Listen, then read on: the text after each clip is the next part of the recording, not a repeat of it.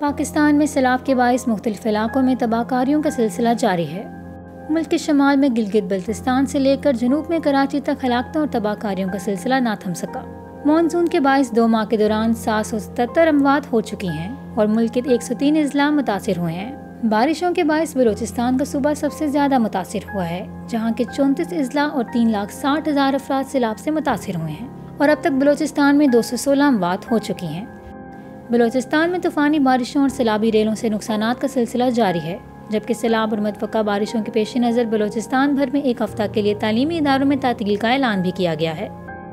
खैबर पख्तूनख्वा के 33 अजला सैलाब से किसी न किसी हद तक मुतासिर हुए हैं, जिनमें अब तक बारिशों की वजह से कई सैलाबी रेलों का सिलसिला जारी है। खैबर पख्तूनख्वा में 78 बच्चों समेत 139 अमवात हो चुकी हैं, जबकि 186 अफराद जख्मी हुए हैं। सिंध में 23 अजला को आफत ज़दा करार देने का फैसला किया गया है। आफत ज़दा करार दिए जाने वाले अजला में हैदराबाद, नवाबशाह, ठट्टा, बदीन, दादू, जामशूरा और टंडोलियार समेत दीगर अजला शामिल हैं। पंजाब में 3 अजला में 191 अमवात हुई हैं और 300 अफराद मजमूई तौर पर जख्मी हो चुके हैं। नुकसानात का ये तख्मिया इब्तदाई इत्तलात की बुनियाद पर लगाया गया है, जिसको हतमी नहीं कहा जा सकता।